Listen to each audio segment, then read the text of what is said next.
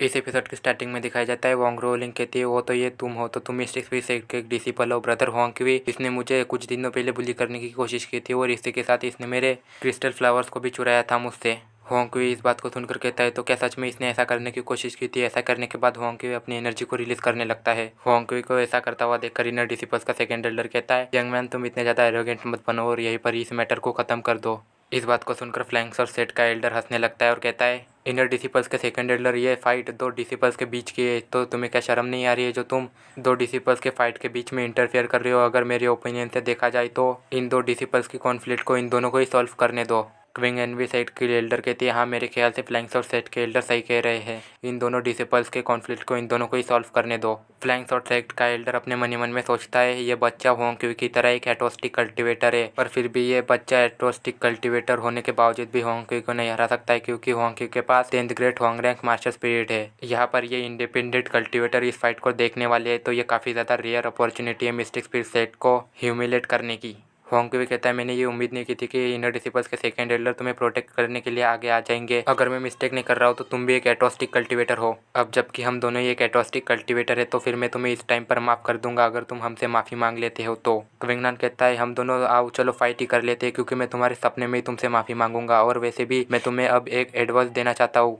तुम तुम्हारे थोड़ा सा दिमाग का भी यूज़ कर लिया करो ताकि तुम्हें कोई भी बंदा इतनी इजीली प्रोवोक ना कर सके, वरना तुम्हें इस चीज़ के लिए काफ़ी ज़्यादा बड़े कॉन्सिक्वेंसेस भी भुगतने पड़ सकते हैं। वोंग रोलिंग कहते हैं तुम्हारे जैसे एक छोटे से ऑर्डिनरी डिसिपल की हिम्मत कैसे भी ब्रदर होंग क्वी की ऐसी बातें कर कर डिसरिस्पेक्ट करने की। क्विंगनान कहता है निहायत ही नीच गिरी हुई घटिया औरत, तेरी हिम्मत कैसी हुई हम दोनों मर्दों के बीच में बात करने की। होंग क्वी इस बात को सुनकर गुस्सा हो जाता है और अपनी एनर्जी को रिलीज करते हुए कहता है तुम्हारी हिम्मत कैसी हुई वोंग रोलिंग को एम्बेरस करने की ऐसी बातें कर कर, तुम्हें पहले ही मेरे ऑफर को एक्सेप्ट कर लेना चाहिए था। अब ऐसी बात है तो फिर तुम मुझे ब्लेम मत करना तुम्हारे साथ रूड होने के लिए। क्विंगनान होंग क्वी को अपनी एनर्जी को रिलीज करता हुआ देखकर क्विंगनान भी अपनी एनर्जी को रिलीज करने लगता है।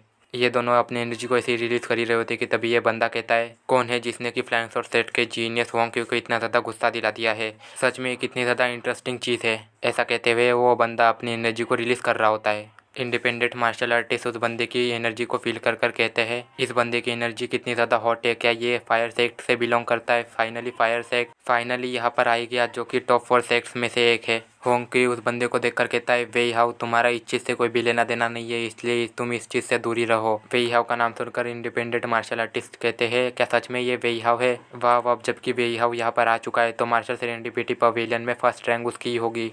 मैंने काफ़ी ज़्यादा टाइम से इसके बारे में काफ़ी कुछ सुना था, फाइनली आज मैं इससे मिल ही गया यहाँ पर। इनर डिसिपल्स का सेकंड एल्डर कहता है इस बार का ये कंपटीशन काफ़ी ज़्यादा डिफिकल्ट होने वाला है क्योंकि वेई हाउ के पास ना ही सिर्फ 10th ग्रेड होंग रैंक मार्शल स्पिरिट है बल्कि उसका मार्शल स्किल टैलेंट भी एक्स्ट्रा ऑर्डिनरी है, जिसकी वजह से कि उसने minor success stage of arcane realm को हासिल कर लिया क्विंगनान की तरह ही। उसके अलावा वेई हाउ फायर सेट के लीडर का सन भी है और इसी के साथ उसका बैकग्राउंड भी काफ़ी ज़्यादा अच्छा है और उसने काफ़ी ज़्यादा यंग एज में ही अपना इस किंगडम में नाम बना लिया था। क्विंगनान इस बात को सुनकर भी कोई रिएक्शन नहीं देता है और वेई हाउ कहता है होंग क्वी मैं इस चीज़ में इंटरफेयर कर सकता हूँ और वैसे भी अगर ये चीज़ तुम्हें पसंद नहीं आ रही है तो फिर पसंद ना आने दो और वैसे भी मुझे क्या घंटा फ़र्क पड़ने वाला है, पर मैंने ये चीज़ नहीं सोची थी कि तुम एक एटोस्टिक कल्टिवेटर बन जाओगे। होंग क्वी इस बात को सुनकर अपने मन ही मन में सोचता है ये सब कुछ तुम्हारी वजह से हुआ है क्योंकि मैं तुम्हें हराना चाहता था, इसी वजह से मैं एक एटोस्टिक कल्टिवेटर बना हूँ। चलो अभी तो मैं तुम्हें जाने देता हूँ पर मार्शल सेरेंडिपिटी पवेलियन में मैं तुम्हें देख लूँगा। वेई हाउ कहता है होंग क्वी ये लड़की काफ़ी ज़्यादा इंटरेस्टिंग है, अगर मैं मिस्टेक नहीं कर रहा हूँ तो फिर इसका नाम वोंग रोलिंग है, अगर तुम मुझे इसे एक गिफ्ट की तरह देते हो तो फिर मैं तुम्हारे साथ काम करने के लिए तैयार हूँ। होंग क्वी कहता है अगर ये तुम्हें पसंद है तो फिर ठीक है तुम इसे ले सकते हो। होंग क्वी की इस बात को सुनकर वोंग रोलिंग कहती है होंग क्वी तुम ये सब कुछ क्या कह रहे हो। होंग क्वी कहता है तुम वेई हाउ के साथ रहोगी तो तुम्हारा फ्यूचर काफ़ी ज़्यादा अच्छा रहेगा और अब ये तुम्हारे ऊपर ही है कि तुम क्या सोचती हो। वोंग रोलिंग अपने मन ही मन में सोचती है इस बात को सुनकर होंग क्वी मैंने तुम्हें चूज़ कर कर अपने लिए एक रॉन्ग डिसीजन लिया था। ऐसा सोचने के बाद वो कहती है ब्रदर वेई हाउ आई होप कि आप मेरा अच्छे से ख्याल रखोगे और आपको चिंता करने की कोई ज़रूरत नहीं है क्योंकि मैं अभी भी वर्जिन हूँ। वेई हाउ कहता है ये काफ़ी ज़्यादा अच्छी बात है और अब से तुम्हारा ये ब्रदर वेई हाउ तुम्हें प्रोटेक्ट करेगा और तुम्हें जिसने बुली किया है उसे एक अच्छा खासा सबक सिखाएगा।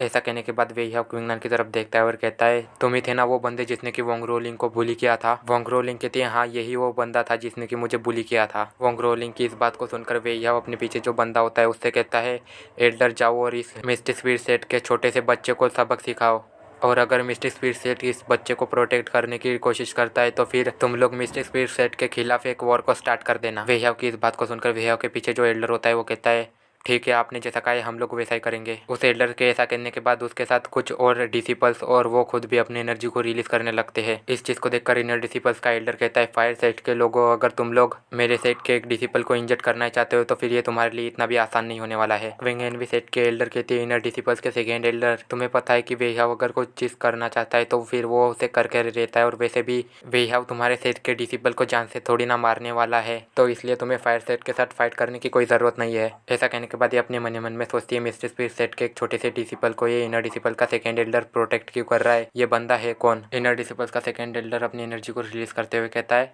तुम अपनी बकवास बातें करना बंद करो, और वैसे भी मैं अपने मिस्टर स्पिरिट सेट के एक डिसिपल को तुम लोगों को ह्यूमिलेट नहीं करने दूंगा। वह यह कहता है, मैंने जो तुम लोगों को पिछली बार ऑर्डर दिया था जाओ और जाकर उसे पूरा करो। और इसी के साथ एपिसोड यहीं पर ख़त्म होता है। तो देखो यार, मैं इसके आगे के बिल्कुल भी चैप्टर्स अपलोड नहीं करने वाला हूँ, क्योंकि मुझे इसके आगे के चैप्टर्स काफ़ी ज़्यादा बोरिंग लगने लगे हैं अब, जिसकी वजह से कि मुझे इसे एक्सप्लेन करने का भी मूड नहीं करता है। तो इसलिए मैं एक न्यू कॉमिक्स को स्टार्ट करने वाला हूँ आपसे, जिस कॉमिक में सिस्टम भी होगा और हमारा एमसी काफ़ी ज़्यादा पावरफुल होगा। और उसके अलावा मैं अपने सेकंड चैनल के ऊपर एक और कॉमिक को स्टार्ट करने वाला हूँ, और उस कॉमिक की स्टोरी कुछ इस तरीके से है कि हमारा एमसी एक दूसरे दुनिया में री इनकार्नेट हो जाता है एक कुत्ते के रूप में।